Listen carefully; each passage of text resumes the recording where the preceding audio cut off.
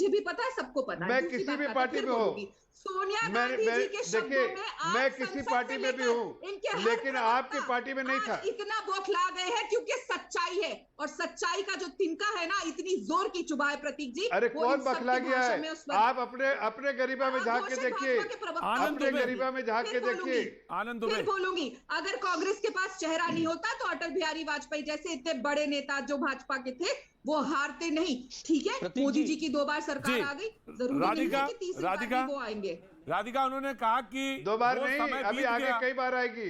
जी, उन्होंने कहा वो समय बीत गया, हम 2021 में और 24 की तरफ निगाह है, 22 में है, 24 की तरफ निगाह है। जी, वो समय जो है वो बीत चुका है, 24 की तरफ निगाह है, हमारी तो तैयारी 24 की हो रही है। सवाल अब ये खड़ा हुआ है सामने। ठीक है, आपने हारा, शिकस्त हुई, वो मानता हूं। जी, आनंद दुबे, जो आपने कहा, मैंने कहा कि वो गलत समय में आप सलाह दे रहे हैं, आपने समय बहुत गलत चुना है, लेकिन वो सुनने को तैयार नहीं है, आपकी बात मानने को तैयार नहीं है, तो फिर क्या करेंगे? महत्वपूर्ण प्रतीक जी, सबसे महत्वपूर्ण बात बताता हूँ। देखिए, फेसबुक भी एक कारण हो सकता है, लेकिन फेसबुक ही सब कारण है ऐसा तो बिल्कुल नहीं है।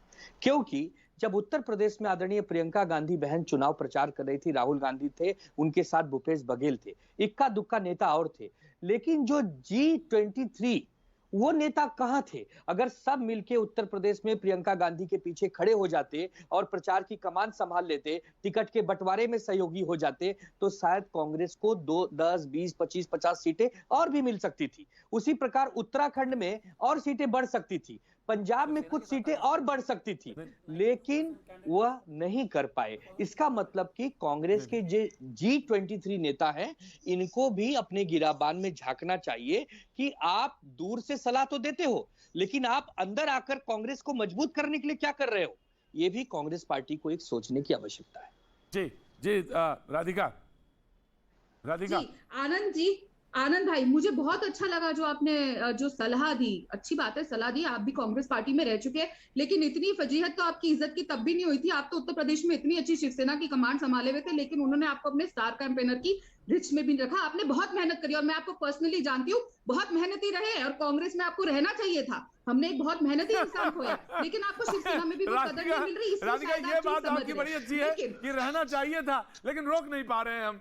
बड़ी मुश्किल है कि हम रोक नहीं पा रहे, रहना तो चाहिए था। अरे आप गरीबा में झांकिए ना, झांकिए तो सही। करने के बावजूद भी उनका भाई साहब का नाम नहीं आया। उत्तर प्रदेश में इतनी मेहनत कर रहे थे, बहुत गलत किया शिवसेना ने। राधिका जी, वापस आती हूँ मुद्दे पे।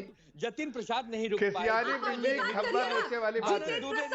छोड़िए, आरपीएन सिंह जी को छोड़िए, अब आप अपनी बात बताइए ना। आप तो इतनी मेहनत करके कांग्रेस पार्टी छोड़ के गए, उत्तर प्रदेश में आप रह के काम कर रहे थे, आपका नाम क्यों हट गया वहां पे? आपका नाम क्यों नहीं आया स्टार कैंपेनर की लिस्ट पे? के लिए काम नहीं बहुत करते, गलत किया। आप G23 को सलाह दे रहे हैं, अपनी पार्टी को तो सलाह दीजिए।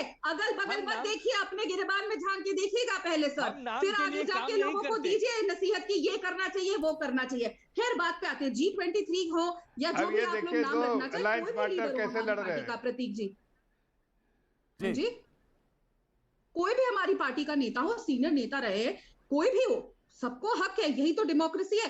मजाल है, मैं फिर बोल रही हूँ, मजाल है कि जफर भाई आज राज्यसभा सांसद होने के बावजूद भी अपनी पार्टी से सवाल कर ले। क्या आपको ऐसा लगता है कि एक भी मुसलमान विधानसभा जीतने लायक नहीं था? मोदी जी, नड्डा जी, शाह साहब, इतनी हिम्मत तो नहीं है हमारी पार्टी में। तो मैं ठोक के ताली कहती हूँ, हिम्मत है कि अगर कोई भी अपनी बात रखनी है, बेझिझक कह सकते हैं, कह रहे हैं, और कोई ऐसा डर नहीं है, खौफ नहीं है। लेकिन आपको तो खुद ही अपनी पार्टी में खौफ है ना। शिवसेना को जाके ये कह सकते हैं कि मेरा नाम स्टार कैंपेनर में क्यों नहीं है, ना जफर भाई कह सकते हैं। क्या इतने मुसलमान जो विधानसभा जीत के आ गए उत्तर प्रदेश में, लेकिन भाजपा को एक भी नहीं मिला? फिर कैसे मैं आ रहा हूं, जफर भाई आ रहा हूं, मैं जवाब देता हूं। होता है सबको जाके 1 मिनट 10 सेकंड जवाब दे, 10 सेकंड जवाब देते हैं। जफर, देखिए, इनके आंसू जो है गिर रहे हैं इसलिए कि मुस्लिम समाज ने भी इनका दामन छोड़ दिया है। कल तक ये जो मुस्लिम समाज को अपने जागीर बना के रखे हुए थे, उन्होंने भी दामन छोड़ दिया है।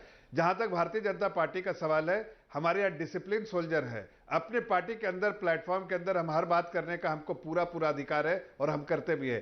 आप जैसे लोगों के लिए कि G23 और 523 सब सत्ता के लालची लोग जो है वो आपस में लड़ते रहते हैं। देश को बताइए, आपने बात रखी। अरे हमने क्या रखी, क्या नहीं रखी? अपनी पार्टी पार्टी के अंदर अरे हम आज बता दीजिए। आपको एक बात बताता हूँ, आपको जितना मुस्लिम समाज का वोट भाजपा को मिला है उतना आपको नहीं मिला, कांग्रेस पार्टी को नहीं। नहीं, जितना सुन लीजिए, एक मिनट की आवाज बंद कीजिए, सुन लीजिए। जितना मुसलमान समाज का वोट मिला है भारतीय जनता पार्टी को, जितना मुसलमान समाज का वोट भारतीय जनता पार्टी को मिला उतना आपको मिला नहीं है। आप तो पूरे तौर से डिसमिस कर दिया मुस्लिम समाज ने। भारतीय जनता पार्टी को मुस्लिम समाज का वोट मिला, तभी आप जीरो हो गए। आप जीरो हो गए इसलिए कि भारतीय जनता पार्टी को हर वर्ग का वोट मिला है। नहीं, हर वर्ग को वोट मिला है, लेकिन आप चाह रही है ना, आप इस तरह की मुस्लिम समाज का वोट आपको मुस्लिम समाज ने बिल्कुल किनारे करके छोड़ दिया है, जिस तरह से आपने मुस्लिम समाज को किनारे करके छोड़ा था। कितनी सीटें घटी है आपकी, भूल रहे हैं ना? मानती हूँ दोबारा आपकी सरकार आई, नहीं, घटी है ना। हमने जो हमारे उत्तर प्रदेश में आपको जीरो हो गया ना। आप 2009 में 27 सीटें लाई थी, आज जीरो में है। जीरो में आप जीरो पे आ गए हैं। One by one. एक बहुत महत्वपूर्ण सवाल, जफर भाई राज्यसभा में है, राज्यसभा में उत्तर प्रदेश को रिप्रेजेंट करते हैं, लेकिन क्या उन्होंने अपने मुसलमान भाई बहनों के लिए ठोक के अपनी पार्टी में इंटरनली ये बात रखी? आज इस देश की जनता को प्रतीक जी की शो के माध्यम से बता दीजिए कि आपने अंदर, हम नहीं जानना चाहते क्या रखी, लेकिन क्या आपने ये मुद्दा उठाया? क्या ये इंटरनल डेमोक्रेसी थी कि आप जिस स्टेट को रिप्रेजेंट करते हैं मुसलमान होने के नाते, बिल्कुल हमें अपनी कम्युनिटी की आवाज उठानी चाहिए क्योंकि वो माइनॉरिटी है। जफर इस्लाम बताइए। सुनिए, देखिए, ये जिस तरह से रो रही है ना, इनको समझ में आ गया है कि मुस्लिम समाज ने इनके दामन को छोड़ दिया। मुस्लिम समाज, अरे चुप से रहिए तो सुन तो लीजिए, सवाल सुन लीजिए ना। आप मुस्लिम समाज नहीं, आप मुस्लिम समाज को आपने जागीर बना के रखा था कि जिस तरह से वोट बैंक की तरह इस्तेमाल करेंगे, उन्होंने आपको छोड़ दिया। आज आपको एक किनारे में लाके जिस तरह से आपने छोड़ा था वैसे छोड़ दिए, एक वोट नहीं पड़ेगा। अरे एक मिनट सुन लीजिए, एक मिनट सुन तो लीजिए। अरे बोलिए, इतनी बेचैन क्यों हो रही है? सुन तो लीजिए। मैं कह रहा हूं कि मुस्लिम समाज ने जितने वोट बीजेपी को दिए हैं उसके 1/10 भी अगर आपको देते तो आपको कहने का अधिकार था।